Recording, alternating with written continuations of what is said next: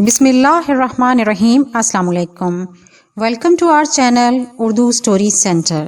نئے آنے والوں سے گزارش ہے کہ ہمارے چینل کو سبسکرائب کر دیجیے اور چینل پر موجود گھنٹی کے بٹن کو پریس کر دیں تاکہ ہر آنے والی نئی ویڈیو کی اپڈیٹ سب سے پہلے آپ تک پہنچ سکے۔ پیش خدمت ہے اردو ناول معصوم چڑیل کا اگلا حصہ۔ دیکھو روہن، اب تم میرے سیوک بن چکے ہو، اس لیے جو کچھ میں تمہیں کہوں تمہیں وہی کرنا ہوگا، شیکر نے کہا اور میں نے گردن جھکا دی۔ گیلریوں سے گزرتا ہوا میں ڈائننگ کار میں پہنچ گیا۔ پھر ایک ویٹر کو میں نے ناشتے کے لیے کہہ دیا۔ ہلکا پھلکا سا ناشتہ میں نے طلب کیا۔ تھوڑی دیر کے بعد ناشتہ آ گیا اور میں ناشتہ کرنے لگا۔ شیکھر جی نے پانی لیا اور پھر مسکراتی نگاہوں سے مجھے دیکھنے لگا۔ یوں دوپہر ہو گئی۔ دوپہر کا کھانا بھی ڈائننگ کار سے منگوایا گیا تھا، لیکن صرف میرے لیے۔ شیکھر جی نے اپنے لیے صرف چائے منگوائی تھی۔ اور پھر شام کے 4 بج گئے۔ ٹھیک 4 بجے ہم لوگ تیار ہو گئے، کیونکہ شیکھر جی کے خیال کے مطابق اگلا اسٹیشن دونا ماچھی کا ہی تھا۔ جب ٹرین اسٹیشن پر رکی تو میں نے بادلوں کی کجلاہٹ کے پاس منظر میں اونچے اونچے پہاڑ دیکھے۔ دونا ماچھی کوئی ہل اسٹیشن ہی تھا۔ شیکھر جی کو سہارا دے کر دروازے تک لایا، لیکن اس وقت چند افراد ٹرین کی طرف دوڑے۔ ان میں 2 ملازم ٹائپ آدمی تھے۔ ایک صاف ستھری شکل کا نوجوان تقریباً 40 سالہ شخص تھا۔ وہ سب شیکھر جی کو لینے آئے تھے۔ ملازموں نے جلدی جلدی شیکھر جی کا تھوڑا سا سامان اتار لیا اور ان دونوں افراد نے انہیں سہارا دے کر نیچے اتارا۔ شیکھر جی نیچے اترتے ہی میری طرف بڑھے اور کہنے لگے، آؤ روہن بیٹا، تم وہاں کیوں کھڑے رہ گئے؟ میں جو ان سب کو دیکھ کر ایک لمحہ کے لیے ٹھٹک سا گیا۔ جھجکتے ہوئے انداز میں نیچے اتر آیا۔ شیکھر جی نے پیچھے مڑ کر میرا ہاتھ پکڑا اور پھر مسکرا کر 40 سالہ شخص کی طرف رک کر کے بولے، سدھیر، یہ میرا بیٹا روہن ہے۔ او اچھا روہن جی، کھڑے کیوں ہو گئے؟ سدھیر خوش اخلاق معلوم ہوتا تھا۔ نوجوان نے آگے بڑھ کر میرا ہاتھ پکڑا۔ تو تم ہمارے چاچا جی ہو؟ اس نے کہا۔ بڑا خوبصورت نوجوان تھا۔ یہ تیکھے نقوش مکا مالک، گھنگریالے بال، بڑی بڑی آنکھوں میں ایک عجیب سی کشش چھائی ہوئی تھی۔ میں مسکرا دیا۔ شیکھر جی بھی مسکرا دیے۔ عمر میں تو یہ تجھ سے چھوٹا ہی ہوگا روہن، مگر سچ مچ تیرا چچا ہی ہے۔ کوئی حرج نہیں ہے، چچا بھتیجا کی عمر میں بڑا فرق نکل آتا ہے دادا جی، روہن نے کہا۔ میں ساری صورتحال سمجھ رہا تھا۔ ان لوگوں کے رشتے کا مجھے احساس ہوتا جا رہا تھا۔ بہرطور وہ وہاں سے آگے بڑھ گئے۔ اسٹیشن کے باہر 2 گھوڑوں والی ایک گاڑی کھڑی تھی۔ مختصر سا سامان اس میں رکھ دیا گیا۔ کوچوان نے بھی اس سلسلے میں مدد کی اور پھر ہم سب گاڑی میں بیٹھ گئے اور گاڑی سبک روی سے چل پڑی۔ سڑکیں پتلی پتلی اور مضبوط بنی ہوئی تھیں، ان میں گھڑے نہیں تھے۔ ایک لمبی سڑک طے کر کے ایک چوراہا آیا۔ چوراہے سے گاڑی بائیں سے مت مڑ گئی۔ چھوٹی چھوٹی دکانیں اطراف میں نظر آ رہی تھیں۔ کاروبار جاری تھے۔ پہاڑی بستی خاصی خوبصورت معلوم ہوتی تھی۔ کئی اونچے اونچے راستوں سے گزر کر بالآخر ہم ایک چھوٹے سے لیکن خوبصورت مکان کے دروازے کے سامنے رک گئے۔ دروازہ عبور کر کے ایک لمبی بیٹھک تھی۔ اس کے بعد ایک اور دروازہ تھا۔ ایک بڑا صحن ختم ہونے کے ساتھ ساتھ ہی کمروں کا آغاز ہو جاتا تھا۔ یہ مکان خالص ہندوانہ طرز کا بنا ہوا تھا اور مجھے بہر طور اب اپنے آپ پر قابو رکھنا تھا۔ مجھے بیٹھک ہی میں چھوڑ دیا گیا اور جس لڑکے کا نام روہن لیا گیا میرے لیے آرام و آسائش کا بندوبست کرنے لگا۔ اس نے ایک چارپائی ڈالی، اس پر چادر بچھائی اور 3 کرسیاں لا کر رکھیں اور پھر ایک کرسی پر بیٹھتے ہوئے بولا، ہاں تو روہن مہاراج، اب دیکھ لیں کس طرح اچانک آپ ہمارے چچا بن بیٹھے۔ روہن، میں تو صرف شیکھر جی کا سیوک ہوں۔ ہم سب ہی دادا جان کے سیوک ہیں۔ ان کی سیوا کر کے ہم سب کو بڑا آنند ملتا ہے۔ وہ آپ کے دادا ہیں؟ ہاں، میرے پتا جی کا نام سدھیر ہے، میرا نام روہن ہے اور میرے دادا بھی شیکھر ہیں۔ یہاں ہم اپنے ماتا اور اپنی بہن کے ساتھ آئے ہوئے ہیں یا یہیں رہتے ہیں؟ نہیں رہتے تو ہم دوسری جگہ میں ہیں، یہاں ہم یاترا کے لیے آئے ہیں۔ اچھا، تو دادا جی بعد میں کیوں آئے؟ دادا جی کو کچھ کام تھے، انہوں نے ہم سب کو یہاں بھیج دیا اور کہا کہ وہ بعد میں آئیں گے۔ یہ گھر بھی ہمارا اپنا ہی ہے اور بہت پہلے ہم یہاں رہتے تھے۔ دادا جی نے یہ گھر بیچا نہیں، بلکہ یہ اب بھی ہمارے پاس ہے اور خالی ہی پڑا رہتا ہے۔ اچھا، کاروبار ہے آپ لوگوں کا؟ ہاں، ہم پیتل کی گھنٹیاں بناتے ہیں اور اس سلسلے میں ہماری بہت سی بھٹیاں ہیں جہاں بے شمار لوگ کام کرتے ہیں۔ بھگوان کی دیا سے اچھا خاصا کاروبار چلتا ہے۔ ویسے آپ کی دادا جی سے ملاقات کیسے ہوئی؟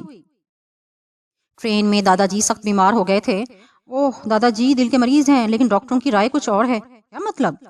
ڈاکٹروں کا خیال ہے کہ دادا جی کو دل کا مرض نہیں بلکہ وہ گیس کے مریض ہیں۔ گیس جب دل پر چڑھ جاتی ہے تو وہیں درد ہونے لگتا ہے۔ کئی بار دادا جی کا اس سلسلے میں علاج بھی ہو چکا ہے، لیکن 2 سال کے بعد انہیں یہ تکلیف ہو جاتی ہے۔ بھگوان نے چاہا تو ان کی یہ تکلیف رفع ہو جائے گی، میں نے کہا۔ تو کیا دادا جی کی طبیعت ٹرین میں خراب ہو گئی تھی؟ ہاں، کافی خراب ہو گئی تھی۔ خوش قسمتی یہ تھی کہ میں وہاں موجود تھا۔ آپ سے مل کر بہت خوشی ہوئی روہن جی۔ ہم کچھ پریشانیوں کا شکار ہیں، اسی لیے یہاں آئے ہیں۔ کیسی پریشانیاں؟ یہ تو آپ کو دادا جی ہی بتائیں گے، روہن نے کہا اور میں خاموش ہو گیا۔ اس گھرانے میں مجھے وقتی طور پر بڑا سکون ملا تھا۔ دوپہر کو میرے لیے کھانا وغیرہ آیا اور روہن نے میرے ساتھ ہی کھانا کھایا۔ باقی لوگ اندر آ رہے تھے، لیکن تقریباً 2 بجے دادا جی ایک خاتون کے ساتھ اندر آئے۔ وہ ہندوانہ لباس پہنے ہوئے تھے، ماتھے پر بندیاں لگی ہوئی تھی، چہرے سے بہت نرم خون نظر آتی تھی۔ آ کر انہوں نے میرے سر پر ہاتھ پھیرا اور میں نے انہیں دونوں ہاتھ جوڑ کر پرنام کیا۔ یہ کچھ بنا تھا، اب اس سے پوری طرح نبھانا بھی تھا۔ چنانچہ میں اس دوران ہندو معاشرے کی لاتعداد باتیں سیکھ گیا تھا، اسی انداز میں عمل بھی کر رہا تھا کہ کسی کو میرے بارے میں شبہ نہ ہو سکے۔ دادا جی نے میرا تعارف کرایا اور بتایا کہ کس طرح میں نے ان کی بر وقت مدد کی، ان کا دل جیت لیا تھا۔ انہوں نے کہا روہن کا اس سنسار میں کوئی بھی نہیں سدھیر، میں نے یہ طے کر لیا ہے کہ اب روہن میرے ساتھ ہی رہے گا، میری سیوا کرے گا اور میں اب اسے اپنے بیٹے کی طرح رکھوں گا۔ بہت اچھی بات ہے پتا جی، اس میں کوئی حرج نہیں، سدھیر نے کہا۔ اور پھر خاتون بولی، روہن بیٹے، تم تو میرے روہن سے بھی چھوٹے ہو، ماں کی طرح ہوں، تم یہاں رہ کر کسی بات کی چنتا مت کرنا، جس چیز کی ضرورت ہو مجھے بلا تکلف بتا دینا۔ بہت اچھا ماں جی، مجھے ایک گھر مل گیا، یہ میری خوش قسمتی ہے۔ میں اپنے بارے میں آپ سے اتنا ہی کہہ سکتا ہوں کہ دادا جی سے میرا ٹکراؤ تھوڑی ہی دیر کا ہے، لیکن میری ذات سے آپ کو کوئی تکلیف نہیں پہنچے گی اور اس کا فیصلہ میرا عمل کرے گا۔ کیوں نہیں بیٹا، ہم لوگ بھی چہروں کو پہچانتے ہیں، آخر ہم نے عمریں گزاری ہیں۔ تم کسی اچھے ہی گھر کے معلوم ہوتے ہو، بابا جی نے تمہارے بارے میں ہمیں بہت کچھ بتا دیا ہے۔ اب تم آرام سے یہاں رہو، تھوڑے دن کے بعد ہم یاترا کو چلیں گے، تمہیں بھی ہمارے ساتھ ہی چلنا ہوگا۔ میں نے گردن ہلا دی تھی، یہ گھر بڑا پرسکون محسوس ہوا تھا مجھے۔ شام ہوئی، رات ہو گئی، روہن سے کافی باتیں ہوئی تھیں، لیکن ابھی تک میں نے ان لوگوں سے ان کی یہاں آمد کی وجہ نہیں پوچھی تھی۔ وہ لڑکی رچنا بھی مجھے نظر نہیں آئی تھی، جس کے بارے میں روہن نے تذکرہ کیا تھا۔ رات کے کھانے کے بعد شیکھر جی مجھے کہنے لگے، بیٹا تم کہاں سونا پسند کرو گے؟ اگر یہاں ڈیوری میں من نہ لگے تو میں تمہاری چارپائی اندر ہی بچھوا دوں۔ نہیں شیکھر جی، میں یہیں ٹھیک ہوں، بلکہ یہاں بہت آرام سے ہوں۔ روہن تو اگر چاہے تو ڈیوری میں سو جانا۔ اور روہن عجیب سی نگاہوں سے انہیں دیکھنے لگا۔ او ہو، اچھا ٹھیک ہے بھائی، تم اندر ہی سو جانا، ہم کب منع کرتے ہیں۔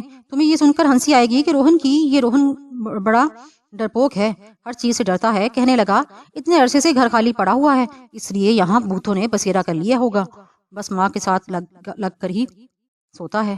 میں بھی ہنسنے لگا۔ میں نے کہا، کوئی بات نہیں دادا جی، میں یہاں بہت سکون سے ہوں، آپ روہن جی کو اندر ہی سونے دیں۔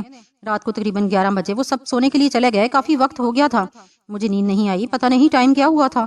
ذہن خیالات کی اما جگہ بنا ہوا تھا۔ یہ جگہ جو دونا مانچھی کے نام سے مشہور تھی، میں نے اس سے پہلے کبھی نہیں دیکھی تھی اور نہ ہی اس کے بارے میں کچھ تفصیلات سنی تھیں۔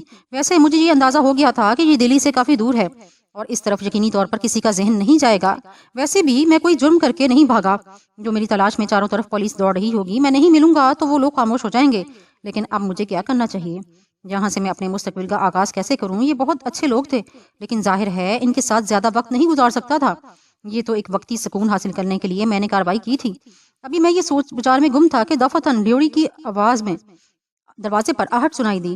میں نے یہی سوچا کہ کوئی آ رہا ہے، ممکن ہے روہن ہو، نیند نہ آئی ہو تو میری طرف نکل آیا، یا پھر کوئی اور کام سے باہر جا رہا ہو، کیونکہ باہر جانے کا راستہ ڈیوری سے گزرتا تھا۔ دروازہ کھلا اور مجھے موم بتی کی روشنی لرزتی ہوئی نظر آئی۔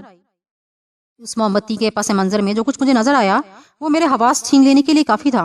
سفید لباس میں ملبوس ایک انتہائی خوبصورت لڑکی، جس کی شکل دیکھ کر نگاہ نہ ٹھہرتی تھی، اندر داخل ہو گئی تھی۔ موم بتی اس کے ہاتھ میں تھی، اس کی آنکھیں نیم خوابیدہ سی تھیں اور بال کھلے ہوئے تھے، لمبے لمبے بال جو کمر سے نیچے آ رہے تھے۔ اتنا حسین وجود تھا اس کا کہ انسان کو یقین نہ آئے۔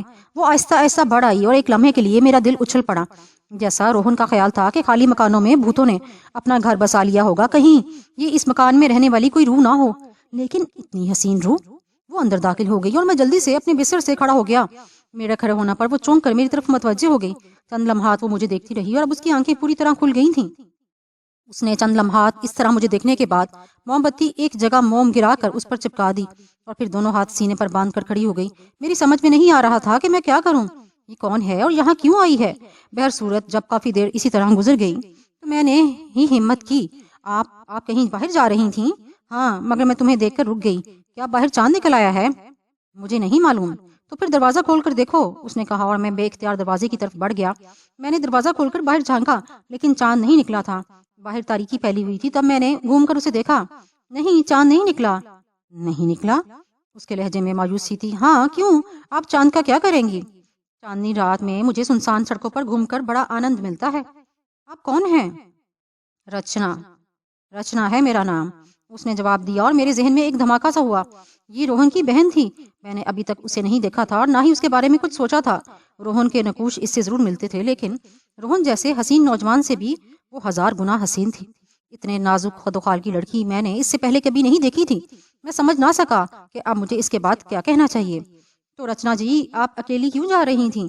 میں نے بلاخر ہمت کر کے پوچھا۔ میں تنہا ہی اس سنسار میں آئی ہوں اور تنہا ہی رہنا چاہتی ہوں۔ جی؟ میں نے تعجب سے پوچھا۔ ہاں، تم بتاؤ، کوئی کسی کا ہے اس سنسار میں؟ سب اپنے اپنے من کے میت ہیں۔ رشتے ناتے سب یہاں آنے کے بعد ہی پیدا ہوتے ہیں، اور جو چیز جہاں پیدا ہوتی ہے وہ فانی ہوتی ہے، سمجھے؟ تم یہاں سنسار میں جس چیز نے جنم لیا ہے وہ تباہ ہوتی ہے، مٹ جاتی ہے، جھوٹی ہوتی ہے، اس پر وشواس نہیں کیا جا سکتا۔ لیکن آپ نے رشتے ناتوں کی بات کہی۔ ماتا پتا، بھائی بہن، سارے رشتے ناتے تو سنسار میں آنے کے بعد ہی بنتے ہیں۔ بتاؤ، کس نے یہ کہا کہ میرے گھر بھائی بہن پیدا ہونے والی ہے یا بھائی پیدا ہونے والا ہے؟ جب پیدا ہو جاتے ہیں تب ان سے محبتوں کا سلسلہ شروع ہوتا ہے۔ واقعی آپ کی سوچ میں بڑی گہرائی ہے۔ جھوٹ تو نہیں کہا میں نے؟ ہاں، آپ نے جھوٹ نہیں کہا۔ تو پھر تنہا ہی کیوں نہ باہر جاؤں؟ کون میرا ساتھی بنے گا؟ مگر کیا آپ نے اپنے پتا جی کو بتا دیا؟ کیوں بتاتی؟ پاگل ہوں میں کبھی کسی کو اپنے بارے میں نہیں بتاتی۔ تمہیں صرف اس لیے اپنا نام بتا دیا کہ تم ہمارے ہاں اجنبی ہو۔ ویسے تمہارا اپنا نام کیا ہے؟ میرا نام روہن ہے۔ روہن؟ اس نے اس انداز میں کہا جیسے اسے میری بات پہ یقین نہ آیا ہو۔ اس کی گہری سیاہ چمکدار آنکھیں مجھے دیکھ رہی تھیں۔ پھر وہ آہستہ سے بولی، نہیں، تمہارا نام روہن نہیں ہو سکتا۔ کیوں؟ میں اچھل پڑا۔ ایک لمحے کے لیے میرے ذہن میں عجیب سے خیالات آئے۔ نہیں، تم روہن نہیں ہو۔ تو پھر کون ہوں؟ میں کیا جانوں؟ بیٹھنے کو نہیں کہو گے تم مجھ سے؟ بیٹھ جائیے رچنا جی، آپ چاندنی رات میں سیر کے لیے جا رہی تھیں، چاند تو نکلا نہیں۔ ہاں، چاند نہیں نکلا، پتہ نہیں آج چاند نکلے گا بھی یا نہیں۔ بادل تو نہیں آسمان پر؟ معلوم نہیں، میں نے جواب دیا۔ تو پھر دروازہ کھول کر دیکھو۔ وہ آہستہ سے مسکرا دی۔ مجھے یہ لڑکی نہایت ہی عجیب لگ رہی تھی، بے حد پراسرار۔ سمجھ میں نہیں آتا تھا کہ اس کائنات میں رہنے والی کوئی زندہ مخلوق ہے۔ بس اس کی شکل و صورت، اس کا انداز، اس کے گفتگو کرنے کا طریقہ آسمانی مخلوق کی طرح معلوم ہوتا تھا۔ میں اس کے پر سحر حسن سے بے حد متاثر ہو گیا تھا، لیکن میرے ذہن میں کوئی برا خیال نہیں ابھرا تھا۔ یہ اس خاندان کی ایک فرد تھی جس نے مجھے انتہائی پریشان کن حالات میں سہارا دیا تھا، اور میرا فرض اتنا ہی تھا کہ میں اس خاندان کو جب تک میں اس میں موجود ہوں کسی پریشانی کا شکار نہ ہونے دوں۔ اس کی لڑکی کی باتیں اتنی الجھی سی تھیں کہ میں ان کے بارے میں اندازہ لگانے سے قاصر تھا۔ وہ خاموش بیٹھی مجھے دیکھتی رہی۔ دفعتاً اندر ایک شور کی سی آواز ابھری اور پھر سب بری طرح باہر کی جانب دوڑے۔ کھلے ہوئے دروازے سے وہ سب اندر داخل ہو گئے۔ ان میں سدھیر جی تھے، روہن تھا اور اس کی ماتا جی تھیں۔ دادا جی دوڑے ہوئے نہیں آئے تھے۔ میں بکلا کر کھڑا ہو گیا۔ وہ سب ڈھیوری میں آئے اور مجھے دیکھ کر چونک پڑے۔ وہ روہن ابھی کوئی یہاں سے؟ اوہ، دروازہ کھلا ہوا ہے۔ کسے تلاش کر رہے ہیں آپ؟ سدھیر جی، میں نے سوال کیا، اور اس وقت سدھیر جی نے روشن موم بتی کو دیکھا۔ پھر اس کی نگاہ رچنا پر پڑی اور وہ گہری سانس لے کر کھڑے ہو گئے۔ وہ یہاں موجود ہے، انہوں نے اپنی دھرم پتنی سے کہا۔ اوہ ہاں رچنا بیٹی، تم کیوں یہاں چلی آئیں؟ کیوں ماتا جی، میرے اوپر پابندیاں لگا دی گئی ہیں؟ اس نے سوال کیا۔ نہیں بیٹی، مگر رات کے اس سمے میں ذرا چاندنی رات کی سیر کرنے جا رہی تھی۔ ہے بھگوان، کیا باہر چاند نکلا ہوا ہے؟ اس بار رچنا کی ماں نے پوچھا تھا۔ میں حیران رہ گیا، یہ سب ایک ہی سوال کیوں کر رہے ہیں؟ میں نے دل میں سوچا، لیکن پھر ان لوگوں کی پریشانی دیکھ کر میں خود بھی سنجیدہ ہو گیا۔ نہیں ماں جی، باہر چاند نہیں نکلا، بھگوان کا کرم ہے بھگوان کا۔ عورت گہری گہری سانسیں لینے لگی۔ سدھیر لڑکی کا ہاتھ پکڑے کہہ رہا تھا، چلو رچنا بیٹی، اندر چلو، آرام کرو، آج چاند نہیں نکلا۔ کیوں نہیں نکلا پتا جی؟ نہیں بیٹی، چاندنی رات نہیں نا، اور پھر بادل ہو رہے ہیں۔ پتہ نہیں یہ بادل آسمان پر کیوں آ جاتے ہیں، اس نے مایوسی سے کہا اور واپس مڑ گئی۔ اتنی دیر میں شیکھر جی دھوتی سنبھالتے ہوئے باہر آ گئے۔ کیا ہوا انہوں نے پوچھا، اور پھر یہاں سب کو دیکھ کر سکون کی سانس لی۔ اتنی دیر میں سدھیر جی لڑکی کو لے کر باہر نکل گئے۔ روہن اور شیکھر اندر رہ گئے۔ پھر سدھیر جی کی بیوی بھی اندر چلے گئیں۔ میں متحیرانہ انداز سے یہ تماشا دیکھ رہا تھا۔ تب شیکھر جی نے کہا، روہن بیٹا، جاؤ اندر جاؤ، آرام کرو۔ تم نے دروازہ کیوں نہیں بند کیا؟ مجھے کیا معلوم دادا جی، بس نیند آ رہی تھی، سو گیا ہوں۔ جاؤ دروازہ اندر سے بند کر لینا، میں روہن کے پاس ہی ہوں، شیکھر جی نے کہا، اور پھر میرے پاس چارپائی پر بیٹھ گئے۔ میں بڑے احترام سے ان کے قدموں میں بیٹھنے لگا، لیکن انہوں نے میرے بازو پکڑے اور مجھے اپنے ساتھ ہی بٹھا لیا۔ بیٹا روہن، تم نے خود مجھے اپنا داس کہا ہے، میں نے نہیں سمجھا تم میرے لیے میرے بیٹے بلکہ روہن کے سمان ہو۔ ایسی باتیں مت کرو جن سے مجھے دکھ ہو۔ کوئی بات نہیں شیکھر جی، میں تو بس آپ کا احسان مند ہوں۔ اب یہ باتیں کرنا نہیں چھوڑو گے بیٹا؟ ہم لوگ بہت پریشان ہیں، ہمارا ساتھ دو۔ हमारे अपने बनो और हमारी मदद करो। हमारी इस तकलीफ में तुम अचानक ही आकर शरीक हो गए हो, इसलिए हम तुमसे कोई बात नहीं छुपा सकते। इस तकलीफ में हमारी मदद करो बेटा। क्या बात है शेखर जी, आप मुझे बस हुक्म दीजिए, आप मुझे बताइए कि मैं क्या करूं। बेटा हम बड़ी परेशानी का शिकार हैं। मेरी पोती को तुमने देखा, उसका नाम रचना है, कैसी लगी तुम्हें? बहुत अच्छी है, मुझे अपनी बहन की तरह महसूस हुई, मैंने जवाब दिया ताकि शेखर जी के दिल में कोई शक न पैदा हो। वैसे भी मैं सीधी सी सच्ची सी तबीयत का आदमी था और आज तक मेरी जात में कोई बुराई नहीं पैदा हो सकी थी। शेखर जी गर्दन हिलाने लगे और फिर बोले, मैंने दुरुस्त कहा था ना कि कोई ऊंचा खून है तुम्हारे शरीर में। बेटे अगर तुमने इसे बहन कहा है तो फिर बहन की कहानी सुन लो। वो बहुत अच्छी लड़की है, पढ़ी लिखी लड़की है, हर तरह से सुगड़ और सलीका अशवार। शक्ल सूरत तुम उसकी देख चुके हो, लेकिन उसकी ये शक्ल और सूरत उसके लिए मुसीबत बन गई। क्या हुआ शेखर जी? वो प्रीत के साय में है। क्या? मैंने ताज्जुब से पूछा। हाँ, वो भूतों और प्रीतों के साय में है। रचना जी? हाँ बेटा रचना। मगर मगर वो तो बड़ी अच्छी बातें कर रही थी। उनकी बातों में खोया खोयापन जरूर था, मगर वो बातें बड़ी अच्छी करती हैं, पढ़ी लिखी है। वो जो बातें उसके मन की गहराइयों में हैं, इतनी सुंदर, इतनी सलीके की कि तुम सोच नहीं सकते। ये अब से 1.5 साल पहले की बात है कि अचानक उस पर प्रीत का साया हो गया। मेरी समझ में कुछ नहीं आया। भूत प्रीत के बारे में मैंने बहुत कुछ सुना है, लेकिन कभी उनका शिकार होते नहीं देखा। रचना भूतों का शिकार है तो अजीब बात थी। ये खूबसूरत लड़की किस तरह इस मुसीबत का शिकार हो गई? ताहम हमने अपनी मालूमात के लिए पूछा, दादाजी रचना भूतों का शिकार कैसे हो गई? बेटा 1.5 साल पहले की बात है कि हम लोग एक यात्रा को गए। रचना बड़ी अच्छी और सुगर लड़की थी, इसकी सहेलियां भी इसके साथ थीं। बस कहीं निकल गई, जब वहां से वापस आई तो खोई खोई सी थी और बड़ी अजीब बातें कर रही थी। लेकिन रात को तकरीबन 1 बजा था जब उसके कमरे से चीखों की आवाजें बुलंद हुई। हमने कमरे में दाखिल होकर देखा तो एक अजीबो गरीब मंजर था। इसकी चारपाई के चारों तरफ शोले बिखर रहे थे और कोई भी इन शोलों से अंदर दाखिल नहीं हो सकता था। रचना चारपाई पर बैठी हुई थी और उसके लंबे लंबे बाल छतरी की तरह चारों तरफ फैले हुए थे। ऐसा अजीबोगरीब मंजर पहले कभी किसी ने नहीं देखा होगा। रचना के बालों की छतरी शोलों के ऊपर थी, लेकिन ये बाल जल नहीं रहे थे, जबकि शोले इन बालों से गुजरकर ऊपर उठ रहे थे। हमने रचना का चेहरा देखा तो हमारे प्राण ही निकल गए। इसकी जुबान 1.5 फुट लंबी बाहर निकली हुई थी, आंखें फटी हुई थी, चेहरा अंगारों की तरह सुर्ख हो रहा था। वो हमारी रचना नहीं थी। बड़ी मुश्किल हमने अपने आप पर काबू पाया। अगर बेटी की ना होती तो हम चीख पुकार कर भाग चुके होते, लेकिन बेटी खतरे में थी। रचना की माँ तो वहीं बेहोश हो गई। सुधीर ने हिम्मत करके आगे आगे बढ़ा और लेकिन जो ही वो आग के चोलों के पास पहुंचा तो उसे इतनी गर्मी लगी कि वो चीख कर पीछे हट गया। कोई इन शोलों से गुजर कर नहीं जा सकता था। थोड़ी देर रचना इसी हालत में रही, उसके बाद आहिस्ता आहिस्ता आग के शोले बुझते चले गए। जो जो शोले बुझते जा रहे थे उसके बाल भी नीचे गिरते जा रहे थे। फिर वो लेट कर सो गई। सुबह को जब उठी तो उसे रात के वाकयात याद नहीं थे, लेकिन हम लोग इस इबरतनाक मंजर को निगाहों का धोखा नहीं समझ सकते थे। भला उसके बाल छतरी की तरह कैसे खड़े हो गए थे, शोले कहाँ से आए थे और इसकी जुबान बाहर कैसे निकल आई थी? सबका चेहरा इतना खौफनाक क्यों हो गया था? तुमने देखा कि इतने हसीन चेहरे की लड़की कैसी खौफनाक लग रही होगी। इस वक्त बड़े परेशान थे हम लोग। वो दिन ऐसे ही गुजर गया, सबके सब भूखे रहे, दिन भर उसके लिए परेशान रहे। रचना को तो जैसे सूरत हाल का कोई अंदाजा ही नहीं था। लेकिन फिर रात को 1 बजे वही खेल शुरू हो गया। रचना उस वक्त अपनी माता जी के पास सो रही थी। आज खास तौर पर उसे उसकी माँ ने अपने पास सुलाया था कि दफतन मेरी बहू को किसी ने उठाकर पलंग से दूर फेंक दिया। मेरी बहू इतनी जोर से गिरी कि उसकी कोहनियां छिल गईं, घुटनों पर भी चोट आई। वो दहशत से चीख मारने लग पड़ी। इतनी जोर से उछालकर फेंकने वाला पता नहीं कौन था, लेकिन जब उसने अपने पलंग की तरफ देखा तो वही पिछली रात का मंजर था। पलंग के चारों तरफ शोले भड़क रहे थे और रचना के बाल छतरी की तरह खड़े हो गए। उसकी जुबान बाहर निकली हुई थी और मेरी बहू की दिलदोज चीखें हम सबको सुनाई दे रही थी। हम सब उसके पास पहुंच गए। उस बेचारी को तो बड़ी मुश्किल से बाहर निकाला, लेकिन रचना को इस हाल में देखकर हमारे दिल डूब गए। हमने उससे कोई सवाल नहीं किया और ये तय किया कि पंडित को बुलाकर इस सिलसिले में कोई कार्रवाई की जाए। मेरे एक जानने वाले की दोस्ती पंडित रघुलाल से है। हमने उन्हें ये सूरत हाल बताई तो उन्होंने कहा, ठीक है, आज की रात मैं तुम्हारे घर गुजारूंगा। हमें रात के 1 बजे का इंतजार था। आज रचना अपने कमरे में तन्हा सोई थी। चुनाचे जब रात 1 बजे रचना के कमरे से चीखों की आवाजें सुनाई दी तो हम उससे ज्यादा दूर नहीं थे। पंडित रघुलाल ने वो मंजर देखा और फिर दरवाजा खोलकर अंदर चले गए। हम में से किसी को हिम्मत नहीं पड़ रही थी कि अंदर जाए, लेकिन फिर हिम्मत करके हम सुधीर, पंडित और रघुलाल के साथ अंदर पहुंच गए। पंडित रघुलाल जी कुछ श्लोक पढ़ रहे थे। श्लोक पढ़ते पढ़ते उन्होंने रचना की तरफ फूंक मारी तो रचना की गड़बड़ी जुबान अंदर चले गई। अब वो खौफनाक निगाहों से रघुलाल को देख रही थी। फिर उसने कहा, रघुलाल क्या चाहते हो? कौन हो भाई तुम? क्यों इस बच्ची को परेशान करते हो? मैं जो कुछ भी हूँ रघुलाल जी, इसकी जान नहीं लूंगा, लेकिन भाई तुम क्यों इस बच्ची को तंग कर रहे हो?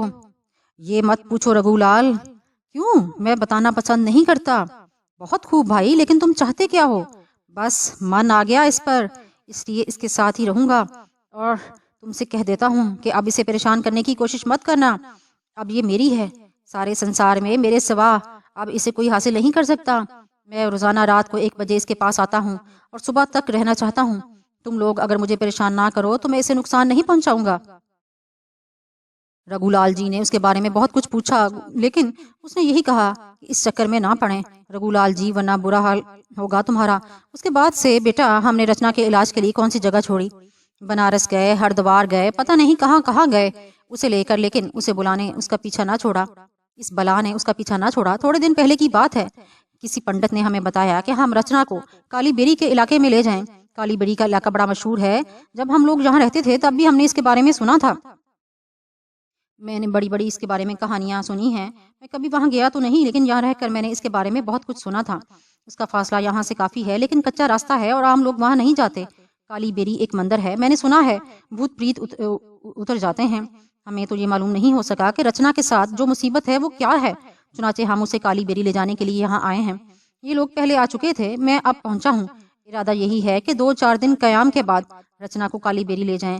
میں خاموشی سے یہ داستان سن رہا تھا، بڑی انوکھی داستان تھی، لیکن میں اس سے منحرف نہیں تھا، کیونکہ میں نے اپنا پورا خاندان انہی معاملات میں کھویا تھا۔ میرے باپ کے دشمن نے ان پر جادو ہی تو کرایا تھا، دیوالی پر چلنے والے ہمارے قاتل بن گئے اور ہم انہی کا شکار ہوئے۔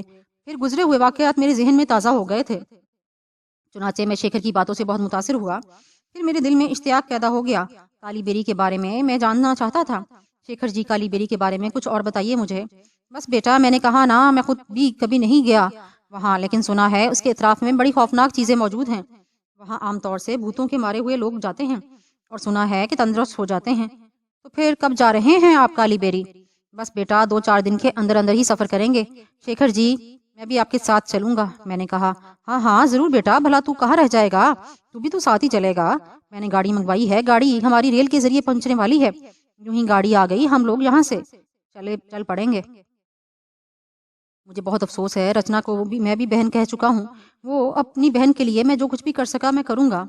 بیٹا، اب اگر تم ہم میں شامل ہو ہی گئے ہو تو میں تم سے ایک درخواست کرتا ہوں، اس کا پورا خیال رکھنا۔ جی ہاں شیکھر جی، آپ کہیں میں آپ کی ہر بات مانوں گا۔ رچنا بہت اچھی بچی ہے، مجھے امید ہے کہ ہر لمحہ ہر جگہ تم اس کا خیال رکھو گے۔ ہماری نگاہوں سے اوجھل ہو جائے تو تم اسے اپنی نگاہوں میں رکھنا، بہت ہی پیاری بچی ہے۔ بھگوان کرے ٹھیک ہو جائے، جب ٹھیک ہو جائے تب دیکھنا کیسی اچھی باتیں کرتی ہے۔ شیکھر جی کی آنکھوں سے آنسو ٹپک پڑے، میں انہیں دلاسے دینے لگا۔ تھوڑی دیر کے بعد انہوں نے کہا، ہاں سن بیٹا، یہ دروازہ تو اندر سے بند کر لیا کر، یہ راتوں کو نکل جاتی ہے، رات کے کسی بھی لمحے تجھے دروازہ کھٹکانے کی آواز سنائی دے تو دروازہ نہ کھولنا جب تک تو ہم میں سے کسی کی آواز نہ سن لے۔ جی بہت بہتر، آپ اطمینان رکھیے، میں نے جواب دیا۔ شیکھر جی دیر تک میرے پاس بیٹھے رہے، پھر چلے گئے۔ کہانی در کہانی پیدا ہو رہی تھی۔ یہ انوکھے واقعات میرے لیے بڑے تعجب خیز تھے۔ شیکھر جی کے جانے کے بعد بہت دیر تک میں اس بارے میں سوچتا رہا۔ کرن کمار سے مجھے یہی نقصان پہنچا تھا، کالا جادو، سفلی علم اور دوسری باتوں کے بارے میں مجھے کوئی تفصیل معلوم نہیں تھی۔ میں نے کبھی اس بارے میں زیادہ جاننے کی کوشش نہیں کی تھی، لیکن یہ تمام باتیں میرے ذہن میں چپتی تھیں۔ مجھے اچھی طرح اندازہ ہو چکا تھا کہ سفلی علم کے ذریعے کرن کمار نے میرے پورے خاندان کو تباہ و برباد کر ڈالا۔ یہ سفلی علم کیا ہے، کبھی یہ سوچنے کا موقع نہیں ملا تھا۔ مولوی صاحب نے ایک آدھ بار اس بارے میں تھوڑی سی باتیں بتائی تھیں، لیکن میں نے اس وقت ان باتوں پر توجہ نہیں دی تھی۔ کرن کمار بذات خود سفلی علم کا ماہر نہیں تھا، اس نے اس کے لیے یقیناً کسی کی خدمات حاصل کی ہوں گی۔ وہ لوگ کون تھے جو کرن کمار کو امداد پہنچانے کا باعث بنے تھے، اور جنہوں نے معمولی سی بات پر میرے خاندان کے ایک ایک فرد کو ہلاک کر ڈالا؟ یہاں آ کر کالی بیری کے واقعات میں جو واقعات میں نے سنے وہ میرے لیے بڑے ہی تعجب خیز تھے۔ ابھی مجھے اس کے بارے میں تفصیلات نہیں معلوم ہوئی تھی، لیکن نہ جانے کیوں میرے دل میں اشتیاق پیدا ہو گیا تھا۔ پھر رچنا میرے ذہن میں گھس آئی۔ کیسی حسین پاکیزہ صورت کی لڑکی تھی، دیکھنے میں یقین ہی نہیں آتا تھا کہ یہ اس زمین میں کی کوئی مخلوق ہے۔ ایسا حسن اس سے قبل میری نگاہوں میں کبھی نہیں آیا تھا، لیکن دل کی سچائی اور سادگی نے مجھے یہ بات ماننے سے میں آڑ نہ ہونے دی کہ جب رچنا شیکھر جی کی پوتی ہے، سدھیر جی کی بیٹی ہے، روہن کی بہن ہے، تو پھر میری بہن ہونے میں اسے کیا دقت ہو سکتی ہے؟ بہرطور اس وقت میں ان کے ساتھ تھا اور یہ میرا سہارا بن چکے تھے ہر چند کہ اب میرے دل میں یہ امنگ نہیں رہی تھی کہ میں کسی خاندان میں ضم ہو کر اپنی زندگی گزاروں۔ बल्कि मैं अपने कदमों पर खड़े होने का ख्वाहिशमंद था, लेकिन जिंदगी का कोई ऐसा रास्ता मेरे सामने नहीं आ सका जिसे अपनाने में दिक्कत महसूस ना करता, क्योंकि दुनिया के बारे में अभी मेरा तजर्बा बिल्कुल महदूद था। सुबह हो गई, रात को किसी वक्त सो गया था, लेकिन सुबह को जल्दी आंख खुल गई। अंदर घर में चहलकदमी की आवाजें सुनाई दे रही थीं। किसी ने अभी तक दरवाजा नहीं खटखटाया था। इसका मकसद था कि किसी को बाहर जाने की जरूरत नहीं पेश आई, लेकिन फिर मैंने खुद ही दरवाजा उठकर खोल दिया। दरवाजा खुलते ही रोहन अंदर आ गया था। उसका चेहरा पुरसकून था। रात के वाकयात का उसके जहन पर कोई असर नहीं था, और उसकी वजह यह थी कि वो लोग इन वाकयात के आदी हो गए थे। वो मुस्कुराता हुआ मेरे पास आया और कहने लगा, स्नान तो नहीं किया तूने रोहन? नहीं किया? तो फिर आओ, अंदरूनी हिस्से में कुआं मौजूद है, जाओ वहां स्नान कर लो। नहाने का हिंदुआना तरीका मुझे मालूम था, तो ये लोग घाट पर जाते थे या फिर कुएं के किनारे बैठकर नहा लेते थे। मैंने कोई तारुज नहीं किया और रोहन के साथ कुएं पर पहुंच गया। यहाँ डोल और रस्सी मौजूद थी। पीतल का मग्गा भी लटका हुआ था। चुराचे में बैठकर नहाने लगा और थोड़ी देर में फारिग हो गया। नहाने के बाद मैंने लिबास तब्दील किया और अपनी ड्योरी में आ गया। घर के आंगन से गुजरते हुए मुझे कोई आवाज सुनाई नहीं दी, लेकिन ड्योरी में शेखर भी मौजूद थे। तो बेटा, स्नान कर लिया? हाँ दादाजी, मैंने जवाब दिया। तो फिर नाश्ता कर लो, अभी आ रहा है। सब लोग तुम्हारे साथ ही नाश्ता करेंगे। शेखर जी ने कहा, ये लोग मुझे बड़ी अहमियत दे रहे थे। मैं उनका भी ममनून था, लेकिन ये फैसला नहीं कर पाया था कि मुझे इनके साथ कितना वक्त गुजारना चाहिए। बहर तौर मैं उसी वक्त सहारों को नहीं छोड़ना चाहता था। नाश्ते के लिए सभी लोग आ गए थे। रचना भी इनमें शामिल थी। मुझे देखकर उसने दोनों हाथ जोड़ दिए। मैंने उससे उसकी खैरियत पूछी तो मुस्कुराते हुए बोली, मैं बिल्कुल ठीक हूँ रोहन जी। कल आप हमारे घर आए थे, मुझे अफसोस है मैं आपसे नहीं मिल सकी। दरअसल मेरी तबीयत कुछ खराब रहती है। हाँ रचना बहन, मुझे पता चल गया था। कोई बात नहीं, अब तो हमारी मुलाकात हो गई। रचना खामोश हो गई। उस वक्त वो बिल्कुल साफ सुथरी तबीयत की मालिक और सही नजर आ रही थी। देर तक हम लोग बातें करते रहे। उसके बाद शेखर जी ने कहा, रोहन, अगर तुम यहाँ की अतराफ की सैर करना चाहो तो चले जाओ। कहीं रास्ता खो बैठो तो मेरा नाम ले देना, कोई भी तुम्हें यहाँ पहुंचा देगा। मैं जो चला जाता हूँ रोहन भैया के साथ दादाजी, इसमें क्या हर्ज है? रोहन ने कहा, तुम जाना चाहो तो चले जाओ, मुझे कोई एतराज नहीं। शेखर ने कहा। सुधीर जी ने भी रोहन को जाने की इजाजत दे दी थी और कहा था कि मुझे अच्छी तरह यहाँ की सैर करा दी जाए। चुनाचे हम तैयार होने के बाद दोना माछी की सड़कों, गलियों और बाजारों को देखने के लिए निकल गए। रोहन बड़ा खंडर सा नौजवान था। मेरे बारक उसे नजरबाजी का शौक था और रास्ते में उसने मुझे टटोलने की कोशिश की। और सुनाओ रोहन महाराज, कोई गोपी मिली है या नहीं? क्या मतलब? गोपी का मतलब क्या होता है? गोपी का मतलब गोपी ही होता है। ओह, मैं समझा तुम्हारी मुराद किसी लड़की से है। मैंने कहा, गोपियां लड़कियां ही होती हैं रोहन जी। उसने मुस्कुराते हुए कहा, नहीं भाई। मैंने हंसते हुए कहा, नाम तो रोहन है, नाम के साथ साथ आपके ख्यालात भी रोशन होने चाहिए। बदकिस्मती से अभी पूरा नहीं हुआ हूँ, अधूरा हूँ, मैंने कहा। और रोहन कहकर मारकर हंस पड़ा। और फिर मैंने उसकी तरफ देखते हुए कहा, तुम सुनाओ, तुम्हारे क्या हाल है? अपनी तो गुजरी ही नहीं होती जब तक कि किसी से आंख ना लड़ जाए, रोहन ने कहा। इसका मकसद है कि अक्सर ऐसा होता रहता है। अक्सर क्या, हर तीसरे चौथे दिन। फिर भाई अपने दादाजी हैं ना, बड़ी गहरी निगाह रखते हैं मुझ पर, रोहन ने कहा। ये तो अच्छी बात है, बिला वजह तुम भटकने से बच जाओगे, मैंने कहा। मगर तुम बताओ, जो कुछ कह रहे हो सच कह रहे हो? रोहन ने कहा। क्या मतलब? मतलब ये कि रोहन महाराज को अभी तक कोई लड़की नहीं मिली। हाँ, ये हमारी बदकिस्मती है, बल्कि सच्ची बात तो ये है कि ये नहायत फजूल काम है, मैंने कहा। और रोहन हंसने लगा। हम लोग काफी देर तक घूमते रहे, फिर धर्मशाला में जा बैठे। यहाँ बहुत से यात्री काली बेरी जाने को तैयारियां कर रहे थे। रोहन को एक लड़की नजर आई जो सफेद धोती में मलबूस थी। चेहरा अजीब सा था, धुआं धुआं सा, आंखें बेहद खूबसूरत था, लेकिन इनमें एक अजीब सी कैफियत नजर आ रही थी। रोहन अपनी फितरत से मजबूर होकर उसे देखने लगा। फिर उसने मुझे कोहनी मारी। देख रहे हो रोहन महाराज? उसने कहा। क्या है? इधर देखो, उधर। वो क्या है? तुम्हें खुद अंदाजा हो जाएगा। रोहन, क्या ये ठीक है? बिल्कुल ठीक है, मैं जाऊं? अरे कहाँ? मैंने पूछा। बस थोड़ी देर के लिए, जरा बातचीत करूंगा, फिर वापस आ जाऊंगा। तुम्हारी मर्जी, मैं तुम्हें कैसे रोक सकता हूँ, मैंने कहा। और रोहन उस तरफ चल पड़ा। मैं थोड़ी देर तक उसे जाता देखता रहा। फिर मैं हिंदू यात्रियों की तरफ मतवज्जा हो गया। एक बूढ़ा आदमी जिसकी लंबी सी दाढ़ी थी, जोगिया लिबास पहने हुए खला में घूर रहा था। मैं उसके करीब से गुजरा तो उसने मुझे आवाज दी, सुन सुन बालक। और मैं चौंक पड़ा। आपने मुझे पुकारा महाराज? मैंने सवालिया अंदाज में पूछा। हाँ, इधर आ, महाराज ने कहा। और मैं उनके करीब पहुंच गया। वो गहरी निगाहों से मुझे देख रहे थे। काफी देर तक वो मुझे घूरते रहे। फिर उन्होंने कहा, यहाँ कहाँ आया है बालक? मैं यहीं रहता हूँ। नहीं नहीं, यहाँ कहाँ रहता है, सच्ची बात बता। साधुओं से भी झूठ बोलता है। मेरे कानों में उनके ये अल्फाज पड़े तो मैं बुरी तरह चौंक पड़ा। मैं मतलब नहीं समझा आपका महाराज। मतलब ये कि तू दोना माछी का रहने वाला नहीं। वो आप यहाँ के सब लोगों को जानते हैं? तुझे जरूर जानता हूँ। अगर जानते हैं तो मुझसे मेरे बारे में क्यों पूछ रहे हैं? अगर तू खुद ही कुछ बता दे तो ठीक है, वरना तेरी मर्जी, मैं तुझे मजबूर थोड़ी करूंगा। साधु महाराज ने मुस्कुराते हुए कहा, तो फिर मुझे आ गया है। तेरी मर्जी, जाना चाहता है तो जा। मैंने तो ऐसे ही तुझे आवाज दे ली थी।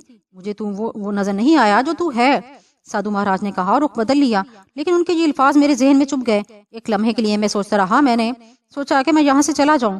मुमकिन है कि कोई गड़बड़ ही ना हो जाए। अब ये बात तो नहीं कही जा सकती कि कौन कितने पानी में है। पानी? साधु महाराज ने मेरी तरफ देखकर कहा और मैं बुरी तरह उछल पड़ा। मेरे जहन में जो अल्फाज थे उनकी जुबान से कैसे अदा हुए। एक लम्हे में मेरे जहन में मुतअद्दिद ख्यालात आकर गुजर गए। कहीं ये कोई काम की चीज ही ना हो। रोहन अपने चक्कर में गया हुआ था और उस वक्त मैं तन्हा था। साधु महाराज ने खुद ही मुझे मुखातिब किया, इसलिए मैंने उस बात में कोई हर्ज नहीं समझा कि उसका मगज चाटूं। चुनाचे मैंने उनके करीब पहुंचा और मैंने कहा, मालूम होता है कि आप कुछ जानते हो। नहीं बेटा, ऐसी बात नहीं। फिर ये पानी?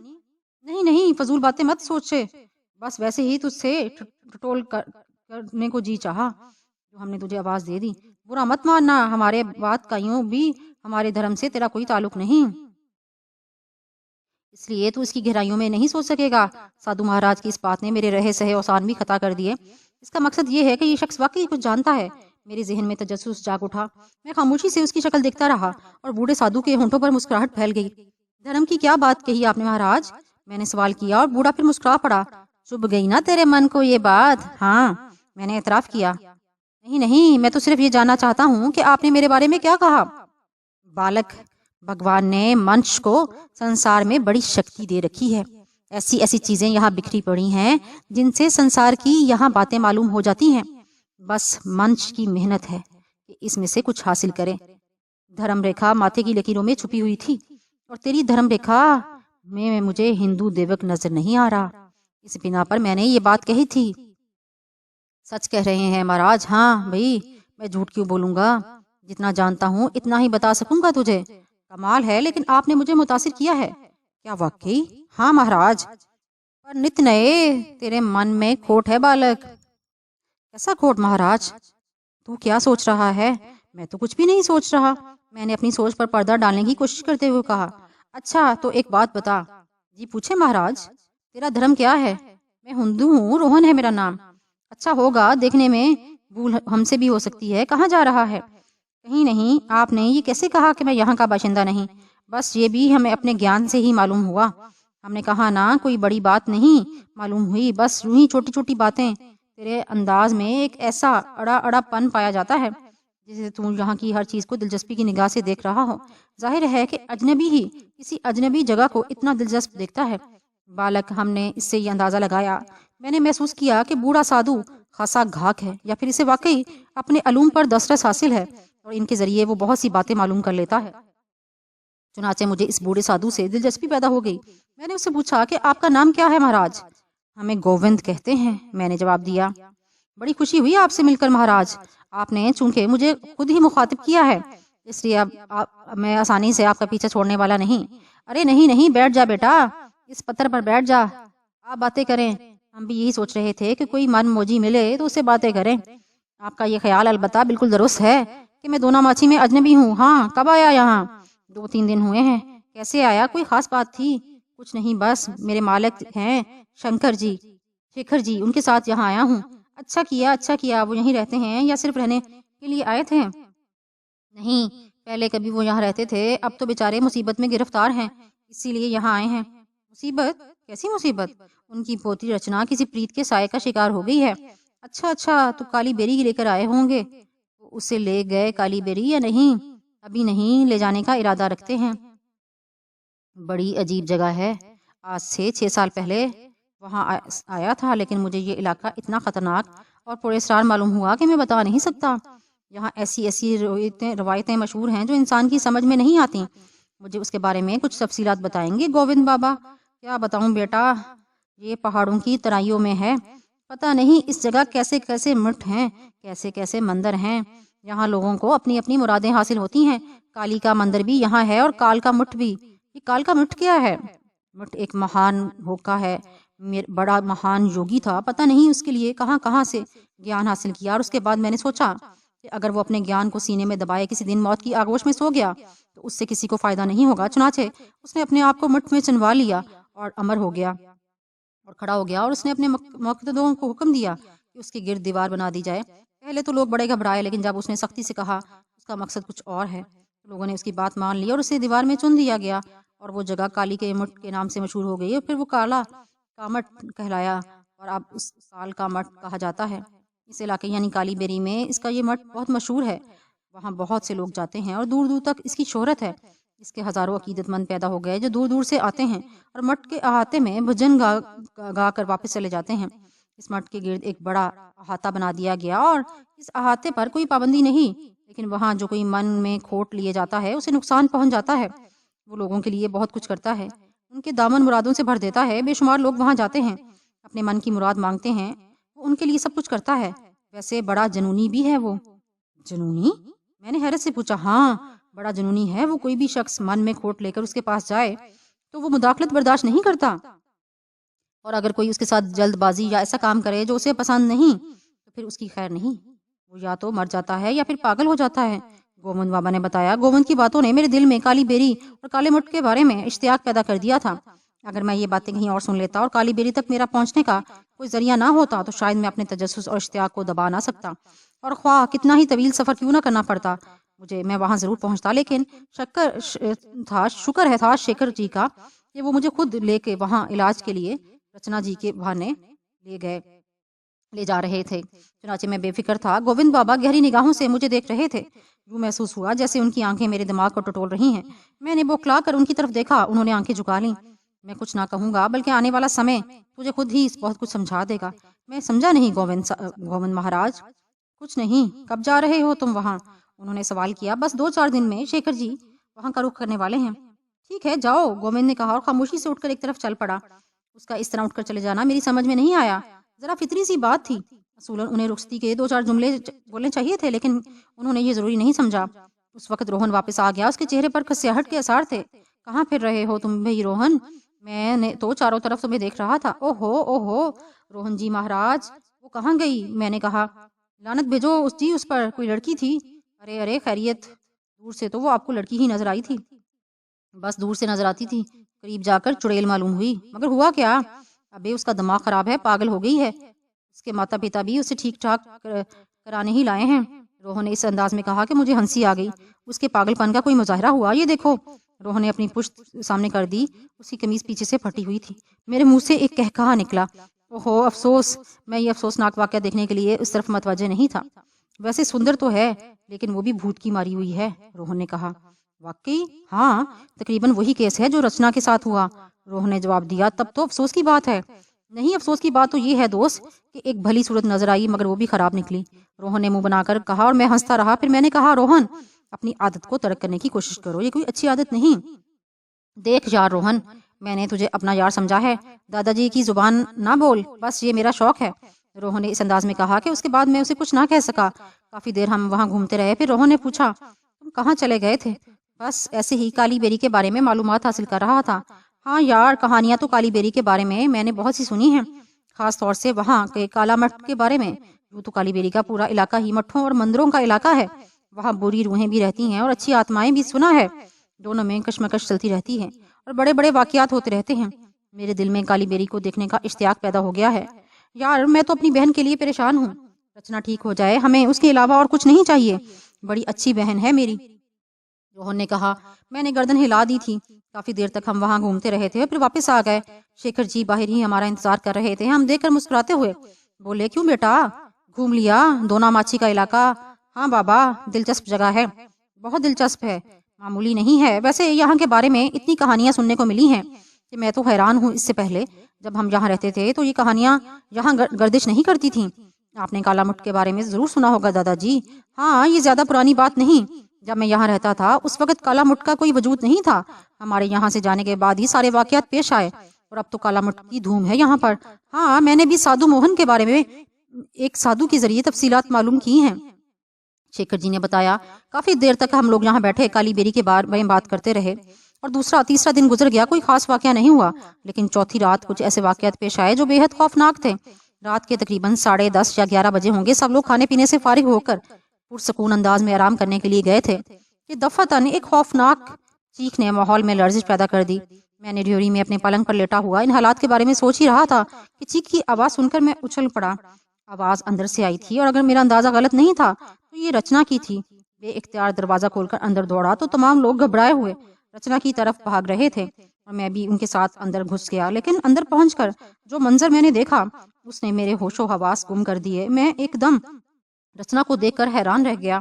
سب لوگ بہت پریشان نظر آ رہے تھے اور ایک بھیانک شکل میرے سامنے کھڑی تھی۔ اس وقت حسین رچنا کو دیکھ کر آنکھوں میں خواب نظر آتے تھے۔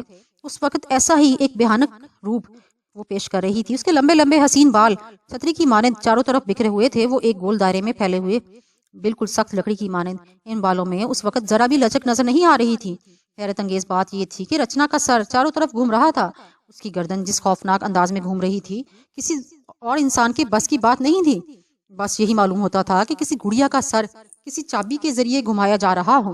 ایک لمحے میں نے اس کی شکل دیکھی تو میری آنکھیں خوف سے بند ہو گئیں۔ اس کی زبان تقریباً 1.5 فٹ باہر نکلی ہوئی تھی، آنکھیں پھٹی ہوئی، چہرہ انتہائی بھیانک اور سرخ نظر آ رہا تھا۔ اس کے دانت اصل سائز سے کافی لمبے تھے۔ جو ہی میں اندر داخل ہوا گھومتی ہوئی گردن ایک دم رک گئی۔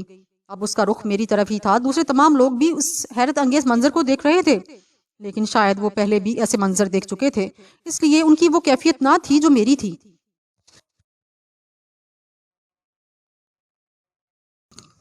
البتہ وہ سب لوگ بھی بہت زیادہ پریشان اور دکھی نظر آ رہے تھے۔ رچنا کی آنکھیں جو اصل سائز سے کئی گنا بڑی ہو گئی تھیں اور گہری سرخ تھیں، کچھ اور بھیانک ہو گئیں، اور پھر اس کے حلق سے غرائی ہوئی آواز نکلی، تو یہاں کیوں آ مرا؟ بول، تو یہاں کیوں آیا ہے مسلے؟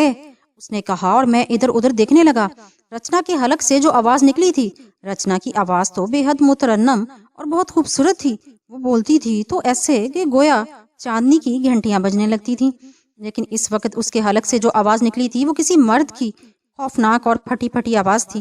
اس کی آنکھیں مجھ پر گڑ گئیں۔ میں نے بامشکل تمام دوبارہ آنکھیں کھولیں اور اسے دیکھنے لگا۔ دفعتاً وہ ہنس پڑی۔ اس کے دانت بے حد خوفناک نظر آ رہے تھے۔ اس نے پھر غرائے ہوئے لہجے میں پوچھا، میں پوچھ رہا ہوں کہ تو یہاں کیوں گھس آیا ہے مسلے؟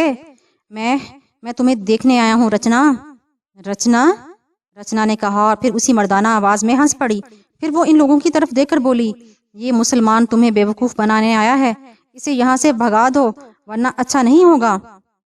مسلمان؟ لالا شیکھر جی نے متحیرانہ لہجے میں کہا، ہاں یہ مسلمان ہے، یہ مسلمان ہے، تم لوگ جس طرح چاہو یقین کر سکتے ہو۔ بھگا دو اسے، بھگا دو یہاں سے ورنہ اچھا نہیں ہوگا، میں رچنا کی جان لے لوں گا۔ لالا شیکھر جی پریشان سے میری طرف کھسک آئے تھے، پھر انہوں نے میری طرف رک کر کے کہا، جو کچھ یہ کہہ رہی ہے درست ہے؟ میں خاموش رہا، تبھی سدھیر جی بھی آگے بڑھ گئے۔ بولو، کیا یہ درست ہے، تم مسلمان ہو؟ میں نے اب بھی جواب نہیں دیا۔ تب رچنا اس انداز میں بولی، اس سے کیا پوچھ رہے ہو، مجھ سے پوچھو، تم کہو تو مظاہرہ کر کے دکھاؤں۔ میں ایک نگاہ کی اس کے بدن پر ڈالوں گی تو اس کے ہوش و حواس گم ہو جائیں گے، سمجھے تم؟ کیوں اے مسلے، بول، میں تجھے یہ کر کے دکھاؤں۔ میں ایک لمحے کے لیے کچھ سوچنے لگا، پھر دفعتاً نہ جانے کہاں سے میرے اندر ایک قوت ابھر آئی۔ وہ جب مجھے مسلمان ثابت کر چکی تھی تو میں خود بھی کیوں نہ اپنا کام دکھاؤں، میں نے سوچا۔ دوسرے لمحے میں نے دل ہی دل میں ایک آیت پڑھنا شروع کر دی تھی۔ جو ہی میں نے آیت پڑھی، اس نے ایک بھیانک چیخ ماری اور ہاتھ اٹھا کر بولی، دیکھو دیکھو یہ کیا کر رہا ہے، یہ کیا کر رہا ہے، اس سے کہو بند کر دے، بند کر دے یہ۔ وہ گھبرا کر اپنی جگہ سے اٹھ کر میری طرف لپکی، لیکن میں نے آیت مکمل کر کے اس کی طرف پھونک مار دی۔ وہ اس طرح اڑ کر دیوار سے جا ٹکرائی جیسے کسی نے اسے اٹھا کر پھینک دیا ہو۔ پھر وہ اپنی جگہ سے کھڑی ہوئی، مار ڈالوں گا، چھوڑوں گا نہیں، ٹھیک ہے؟ اب تم لوگ یہ کام کر رہے ہو، میں دیکھوں گا کہ تم مجھے کیسے جلا کر بھسم کرتے ہو، اور بہت سارے مسلمان پکڑ لاؤ، دیکھوں گا یہ میرا کیا بگاڑتے ہیں۔ اس کی آواز اتنی خوفناک تھی کہ اس سے پورا کمرہ گونج رہا تھا۔ شیکھر جی، سدھیر اور دوسرے تمام لوگ بھی پھٹی پھٹی نگاہوں سے مجھے دیکھ رہے تھے۔ پھر اس نے کہا، نکل جاؤ، نکل جاؤ یہاں سے ورنہ اچھا نہیں ہوگا، تم بھی نکل جاؤ، نکل جاؤ یہاں سے۔ شیکھر جی نے سدھیر کے شانے پر ہاتھ رکھا اور بولے، چلو باہر چلو، چلو تم بھی چلو۔ انہوں نے مجھ سے کہا اور ہم سب باہر نکل آئے۔ اندر سے رچنا کی گراہٹیں سنائی دے رہی تھیں، وہ بہت ہی خوفناک انداز میں کرا رہی تھی، روہن اور سدھیر کی بیوی بھی باہر نکل آئے تھے، لیکن باہر آ کر ان سب کو اس کے کہے ہوئے الفاظ کا خیال آیا اور شیکھر جی نے مجھ سے پوچھا، روہن کیا وہ سچ کہہ رہا تھا؟ کون؟ وہ جو رچنا کے اندر تھا۔ میں کچھ نہیں جانتا، مجھے کچھ نہیں معلوم۔ دیکھو روہن، اگر تم جھوٹ بول رہے ہو تو یہ بہت بری بات ہے۔ میں نے تمہارے ساتھ کوئی برا سلوک نہیں کیا، اب تک میں تمہاری ہر طرح سے مدد کرتا آیا ہوں، لیکن اگر تم مسلمان ہو تو تمہارا دھرم بھی برا نہیں۔ اپنے دھرم کی سوگند کھا کر کہو کہ تم مسلمان نہیں ہو۔ لالا جی، آپ ایک ایسی شخصیت کی بات پر غور کر رہے ہیں جو اپنے ہوش و حواس میں نہیں۔ رچنا ہوش و حواس میں نہیں تھی بیٹا، مگر اس پر جو چھایا ہوا تھا وہ ہوش و حواس میں تھا۔ تم نے اس پر کچھ پڑھ کر بھی پھونکا تھا، میں نے اپنی آنکھوں سے دیکھا تھا۔ چلو میں یہ بھی مانے لیتا ہوں کہ جو کچھ تم نے کیا تھا وہ تمہارا کام ہوگا، لیکن اگر تم مسلمان ہو تو مجھے بتا دو۔ میں آپ کو کچھ نہیں بتا سکتا، کچھ بھی نہیں بتا سکتا۔ میں نے کہا تمہیں بتانا پڑے گا، اگر تم مسلمان ہو تو تم نے ہم میں داخل ہو کر ہمارا دھرم نشست کر دیا، ہم تمہارے ساتھ کھاتے پیتے رہے اور یہ بھی اچھا نہیں ہوا، اس طرح تو ہم اور مصیبتوں میں پڑ جائیں گے۔ میں کہتا ہوں لالا جی، آپ ہر ایرے گیرے پر بھروسہ کر لیتے ہیں، کوئی بھی آپ کو دھوکہ دے کر آپ کو لوٹ سکتا ہے، یہاں کسی کو لوٹنے نہیں آیا۔ تو پھر سچ کیوں نہیں بتاتے؟ کیا تم مسلمان ہو؟ اگر نہیں ہو تو چلو تم گائے ماتا کے پیشاب پیو۔ اس نے کہا اور میرے پورے بدن نے پسینہ چھوڑ دیا۔ یہ ایسی کمبخت بات کہی تھی اس شخص نے کہ میں مر کر بھی نہ کر سکتا تھا۔ وہ اندر چلا گیا اور پھر ایک شیشی سے کوئی چیز ایک پیالی میں انڈیل کر لے آیا۔ گاؤ ماتا تو پوتر ہے، ہندو تو اسے اچھی طرح مانتے ہیں، اگر تم ہندو دھرم سے ہو تو اپنے ایمان کا ثبوت دو۔ اس نے پیالی میری طرف بڑھائی، میں نے ہاتھ مار کر پیالی نیچے گرا دی، پھر میں نے چیخ کر کہا، ہاں میں مسلمان ہوں، مسلمان ہوں، میں لعنت بھیجتا ہوں تم پر۔ تو پھر تم ہم میں کیوں آ گھسے تھے؟ سدھیر نے کہا، سنو یہ بیکار باتیں مت کرو، ادھر وہ کشش میں ہے اور ادھر تم ایسی باتیں کر رہے ہو۔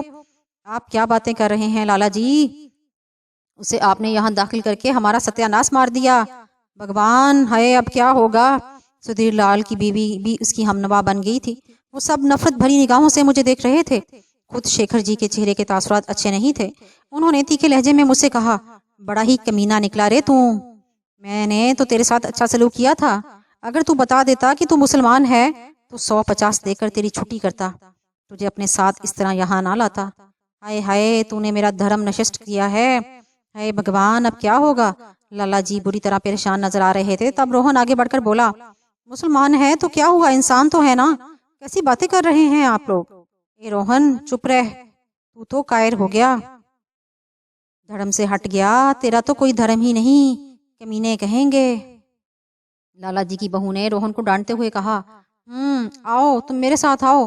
اس نے میرا بازو پکڑ کر کہا اور مجھے ساتھ لے آئی، ڈیوری میں آ گیا، وہاں میں نے اس نے مجھے بٹھا کر کہا، دیکھو روہن، میں تو تمہیں اب بھی روہن ہی کہوں گا جب تک کہ تمہارا اصل نام مجھے معلوم نہ ہو جائے۔ تم اگر مسلمان بھی ہو تو یقین کرو کہ مجھے اس سے کوئی غرض نہیں، میں نے تمہیں اپنا دوست بنایا ہے، تم میرے دوست رہو گے، البتہ اگر تم چاہو تو ان لوگوں کو مطمئن کرنے کے لیے یہ بتا دو کہ کیا تم واقعی مسلمان ہو؟ ہاں میں کہہ چکا ہوں کہ میں مسلمان ہوں۔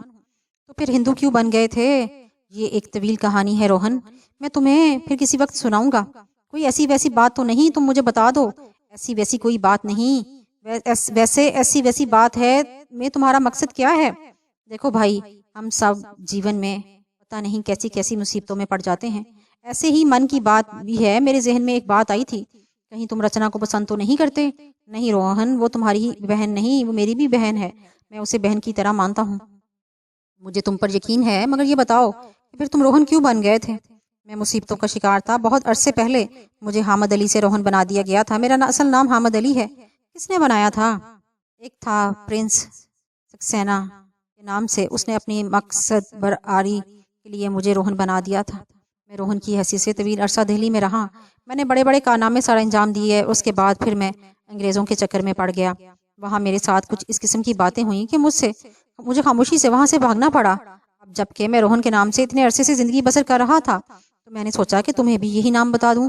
اتفاق کی بات یہ تھی کہ جس ٹرین سے میں یہاں آیا تھا اس میں لالا جی شیکھر جی بھی تھے، میں نے ٹکٹ نہیں لیا تھا کیونکہ میرے پاس پیسے نہیں تھے، میں نے سوچا کہ اگر میں نے لالا شیکھر جی کو اپنی اصلیت بتا دی تو ممکن ہے وہ مجھے مسلمان سمجھ کر اس قابل نہ سمجھیں کہ میرے ساتھ کوئی ہمدردی کریں، چنانچہ میں نے انہیں اپنا نام روہن بتا دیا تھا۔ روہن غور سے میری کہانی سن رہا تھا، پھر اس نے میرے شانے پر ہاتھ دھڑک کر ہمدردی سے کہا، اس میں کوئی شک نہیں حامد علی، یہ تمہاری کہانی بہت دردناک ہے، ہر چند کہ مجھے اس سے مکمل واقفیت نہیں حاصل ہوئی، لیکن میں سمجھتا ہوں کہ تم پر کتنی بڑی بڑی مصیبتیں پڑی ہوں گی۔ اب مجھے یہ بتاؤ کہ میں تمہارے لیے کیا کر سکتا ہوں؟ کچھ نہیں، جس نے پیدا کیا ہے وہی میری مصیبتوں کو رفع بھی کرے گا۔ میں نے افسردگی سے کہا، نہیں میرے دوست، تم فکر مت کرو، مجھے افسوس ہے۔ دراصل میرے گھر والے پرانے قسم کے معتصب ہندو ہیں، لیکن میں نہیں ہوں۔ ہندو یا مسلمان، کم از کم انسان تو سبھی ہوتے ہیں۔ دھرم سے انسانوں میں تفریق نہیں پیدا کی جا سکتی۔ تم اپنے دھرم سے اپنے خدا کا نام لیتے ہو، ہم اپنے دھرم سے اپنے بھگوان کا نام لیتے ہیں، لیکن اس سے انسانوں میں کوئی فرق نہیں پڑتا۔ دنیا تمہاری طرح نہیں سوچتی روہن۔ اب مجھے اجازت دو۔ کہاں جاؤ گے؟ روہن نے ہمدردی سے پوچھا۔ اسی وقت سدھیر اندر آ گیا۔ ارے تم ابھی یہاں موجود ہو؟ میں کہتا ہوں چلے جاؤ یہاں سے، ورنہ اچھا نہیں ہوگا۔ میں تمہیں دھوکہ دہی کے الزام میں پولیس کے حوالے بھی کر سکتا ہوں۔ نہیں سدھیر جی، میں یہاں سے چلا جاؤں گا، آپ کو اس کی ضرورت نہیں پیش آئے گی، میں نے کہا۔ پتا جی ایک بات بتائیے، یہ بے سہارا ہے، دادا جی کا داس بن کر یہاں آیا تھا اور پوری دیانت سے اپنا کام سر انجام دے رہا تھا۔ اب یہ کہاں جائے گا؟ اس کا کوئی ٹھکانہ نہیں۔ ارے کیوں مرے جا رہا ہے اس کے لیے؟ یہ دھوکے باز ہے، مسلمان ہے۔ یہ بات کیا کافی نہیں؟ سدھیر نے کہا۔ نہیں، یہ بات کافی نہیں ہے پتا جی، اگر کافی ہو تو میں آپ سے ضد نہ کرتا۔ تو بکواس مت کر، چلو تم یہاں سے جاؤ۔ سدھیر نے آنکھوں پر نفرت کی پٹی باندھ لی۔ میں نے ایک نگاہ روہن کو دیکھا، پھر آہستہ آہستہ سر جھکائے باہر نکل آیا۔ روہن افسوسناک نگاہوں سے مجھے دیکھ رہا تھا۔ جب میں باہر نکل آیا تو دوسرے لمحے وہ دوڑتا ہوا میرے پاس آیا اور افسوس بھرے لہجے میں بولا، دیکھو حامد علی، میں تمہارے ساتھ کچھ بھی نہیں کر سکتا۔ میں ابھی ان لوگوں کا دست نگر ہوں، جلدی کرو، خاموشی سے یہ رقم رکھ لو، یہ تمہارے کسی کام آئے گی۔ ارے نہیں روہن، رہنے دو، جلدی کرو، پتا جی مجھے دیکھ رہے ہیں، خواہ شبہ کا شکار ہو جائیں گے۔ روہن نے نوٹوں کا ایک چھوٹا سا بنڈل میرے ہاتھوں میں تھما دیا۔ پتہ نہیں کتنے نوٹ تھے، میرا خیال ہے 150 روپے ہوں گے، جو ایک پڑیا کی شکل میں بندھے ہوئے تھے۔ میں نے انہیں مٹھی میں دبا لیا اور اس کے بعد میں وہاں سے آگے بڑھ گیا۔ رات تاحد نگاہ پھیلی ہوئی تھی، دور دور تک کوئی انسان نہیں تھا۔ بستی کے چراغ روشن تھے، ان چراغوں میں کوئی چراغ مجھے روشنی نہیں دے رہا تھا۔ کوئی ایسی جگہ نہیں تھی جہاں میں پناہ لے سکوں۔ مجھے صرف اس لیے ان لوگوں نے اپنے خاندان سے علیحدہ کر دیا تھا کہ میں مسلمان ہوں۔ ٹھیک ہے، اگر وہ ہندو ہیں تو میں بھی مسلمان ہوں، میں ہی ان کا کیوں احساس کروں؟ میں نے سوچا، پھر آہستہ آہستہ چلتا ہوا میں وہاں سے کافی دور نکل آیا۔ گلیاں، سڑکیں، بازار سب سنسان پڑے تھے، کہیں کہیں آوارہ کتے بھونک رہے تھے۔ میں اپنے لیے کسی پناہ گاہ کی تلاش میں بھٹکتا رہا، مگر مجھے کوئی پناہ گاہ نظر نہیں آئی۔ تب ایک بڑے سے پیپل کے درخت کے نیچے ایک چھوٹا سا چبوترا بنا ہوا تھا۔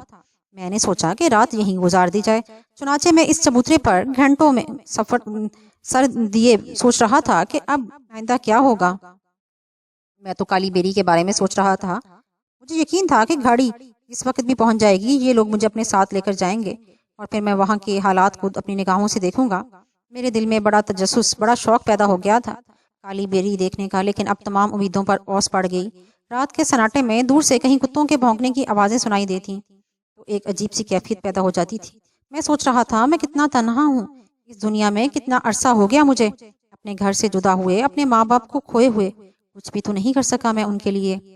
کاش میں اور کچھ نہ کر پاتا تو کم از کم اپنے باپ کا انتقام ہی لے لیتا، اپنے خاندان کی موت کا انتقام، جو میرے سینے میں ایک شعلہ بھڑکا دیکھ رہے تھا۔ میں نے اس شعلے کو مدھم ضرور دیکھا تھا، لیکن یہ شعلہ بجھا نہیں تھا۔ میری زندگی کا مقصد تو صرف یہی تھا کہ میں اپنے ماں باپ کا انتقام لے سکوں۔ کمبخت کرن کمہار اب تک آزاد پھر رہا تھا، میرے دل میں انتقام کے شعلے بھڑکتے رہے، میں انتقام کی آگ میں بھٹکتا رہا۔ دل چاہ رہا تھا کہ اس وقت یہاں سے نکل جاؤں، واپس مانگ پور پہنچ جاؤں اور کرن کمہار کو، اس کے خاندان کو فنا کر دوں۔ اب تو میں اس قابل ہو چکا تھا کہ یہ کام اپنی جان کی بازی لگا کر سکتا تھا۔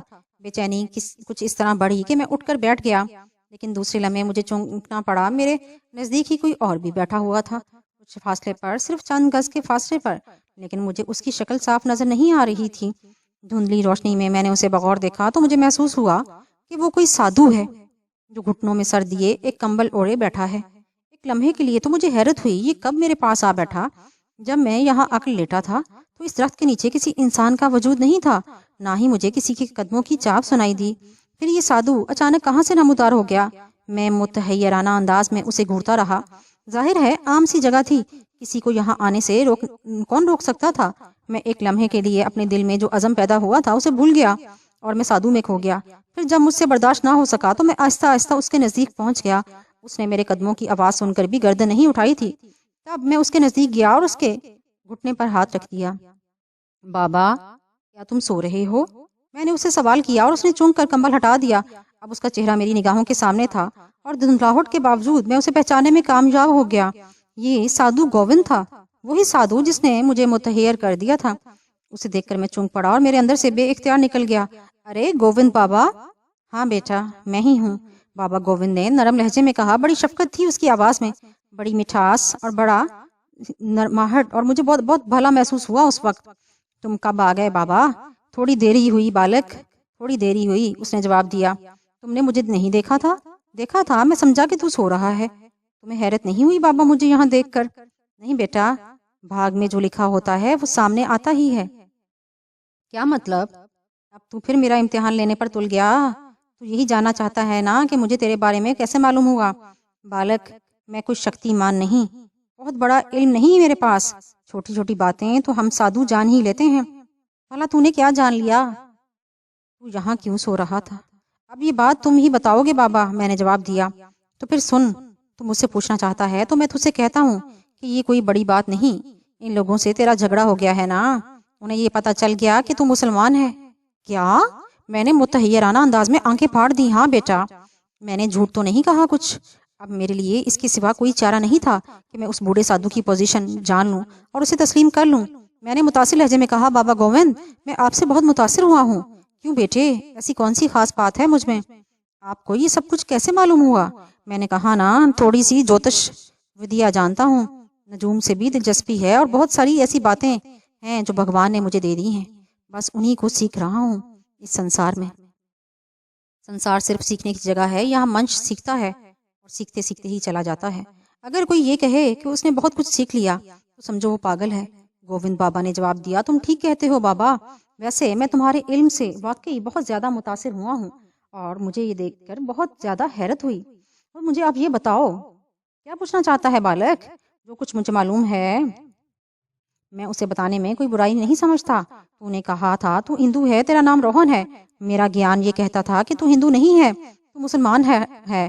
पर मैंने उस मसले पर तुझसे कोई बात नहीं कही। मुझे क्या पड़ी थी? मुझे तेरी शख्सियत से प्यार है, मुझे मंच से प्यार है। वो हिंदू है, मुसलमान है, सिख है, ईसाई है, कोई भी, इससे मुझे कोई गर्ज नहीं। गोविंद ने कहा, आप बहुत बड़े हैं बाबा, मैं आपको कोई सही नाम दे सकता हूँ। बेटा, मुझे नाम देने की कोई जरूरत नहीं, बस मंच हूँ, थोड़ा सा ज्ञान सीख लिया है। अगर तू भी ये सब कुछ सीख ले तो तू भी मेरी तरह, बल्कि मुझसे भी आगे कोई चीज बन सकता है। अच्छा ये बताओ, तुम्हारा ज्ञान मेरे बारे में क्या कहता है? मैंने एक गहरी सांस लेकर कहा और बूढ़ा मुझे घूरता रहा। फिर बोला, बेटे, तेरे दिल में बड़ी बड़ी मनोकामनाएं हैं, बड़ी आरजुएं हैं तेरे दिल में, और तू उन्हें पूरी करने में कोशा है। बचपन अच्छा बीता, जवान भी नहीं हुआ था कि हादसों और सदमों से गुजरना पड़ा। बहुत कम लोग ऐसे होते हैं जो इतनी छोटी सी उम्र में इतने सदमे उठाते हैं। तू भी उन्हीं लोगों में से था। उसके बाद तू जहां पहुंचा और जिसने तेरा साथ जो कुछ किया वो भी इसकी अपनी साजिशों का नतीजा है। और वो अपने लिए कुछ चाहता था, तेरे लिए कुछ भी करने के लिए तैयार नहीं था। इसके बाद तू वहां से यहाँ आ गया। बालक, मुझसे एक एक बात की तफसील ना पूछ, तफसील भी मैं तुझे बता दूंगा।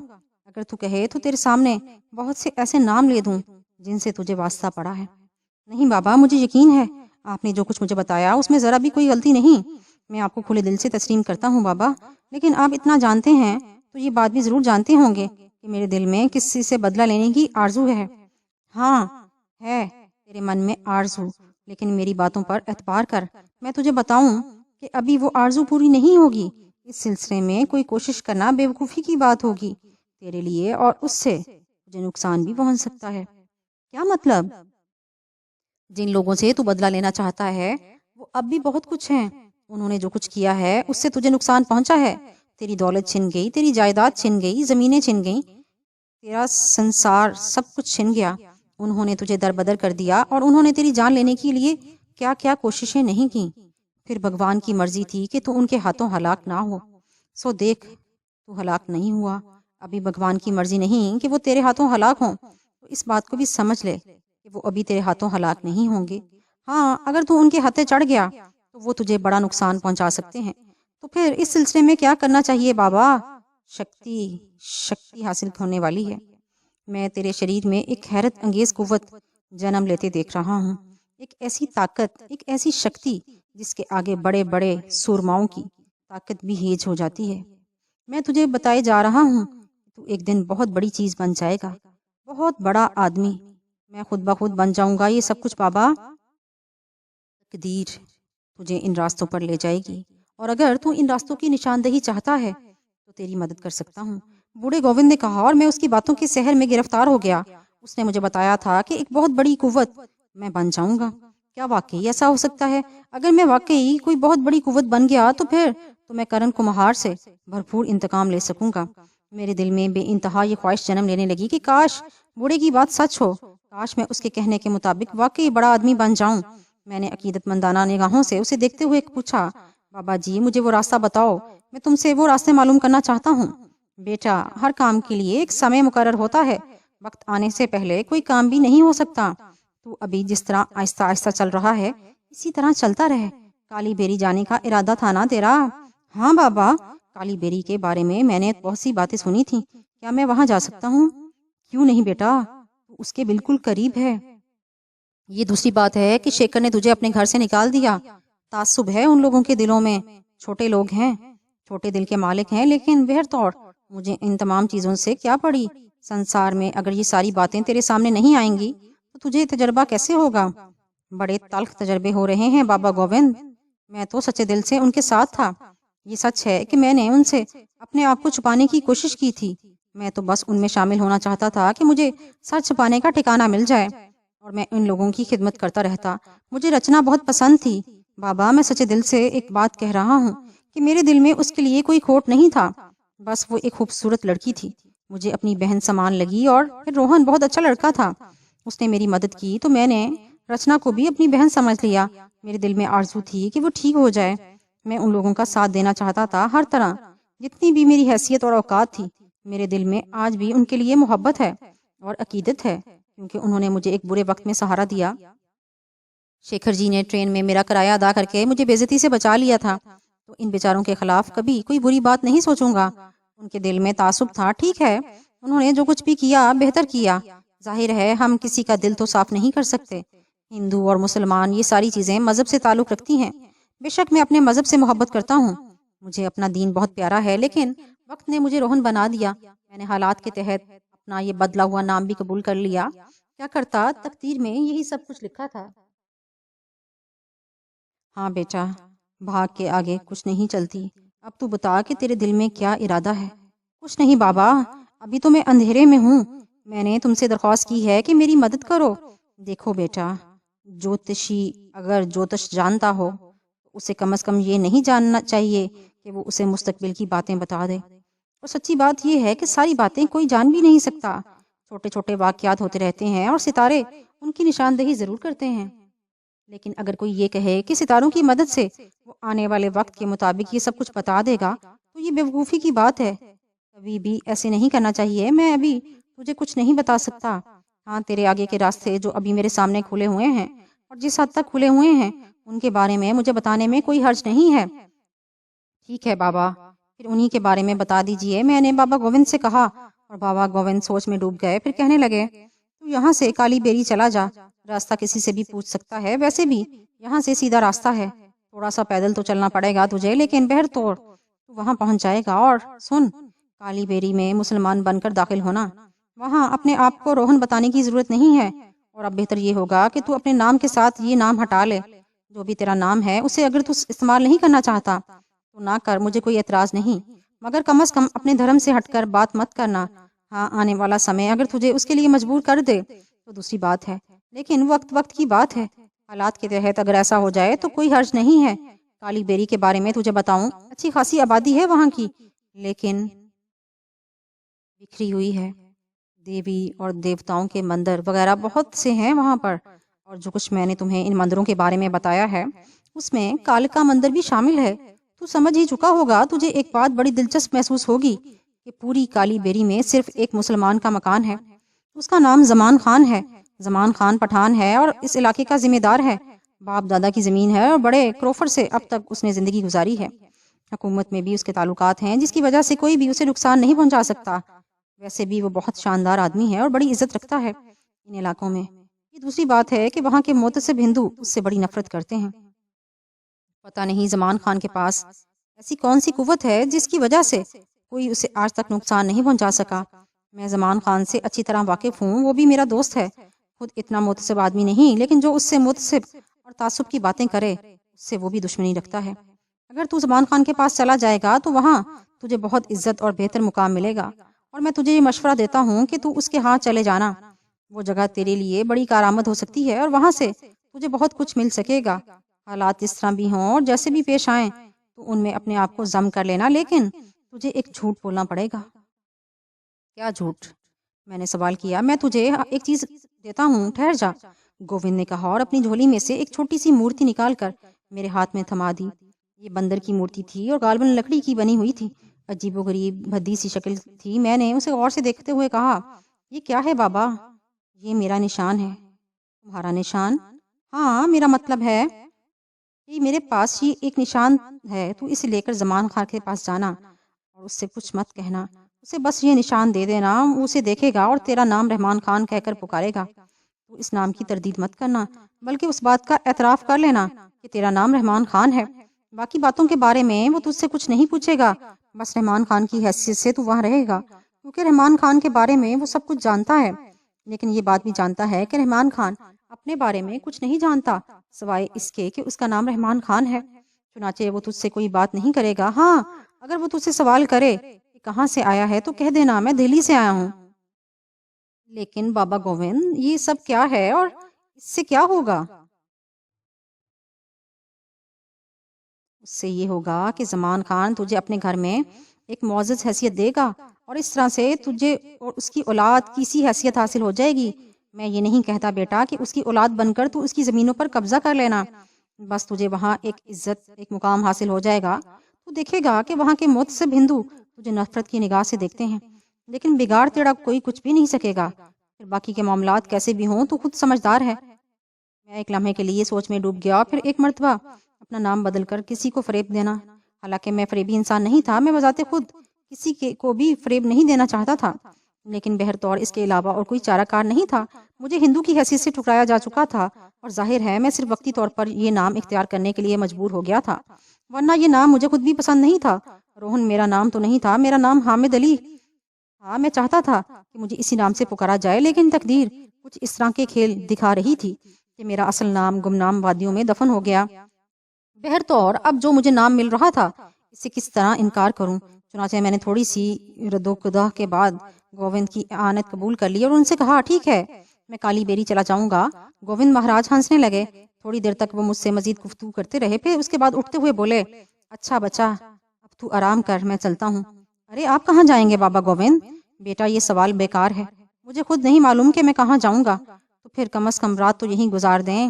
ارے ہم دیوانوں کی رات کیا اور دن کیا، بس من موجی ہیں، جہاں چاہا رات گزاری، جہاں چاہا دن گزار لیا۔ اب اتنے ہی سمے میں تیرے پاس بیٹھ سکتا تھا، اب اور ممکن نہیں۔ تو آپ جا رہے ہیں؟ ہاں بچہ، بھگوان تجھے سکھی رکھے، بابا گووند نے کہا اور اٹھ کر ایک طرف چل پڑے۔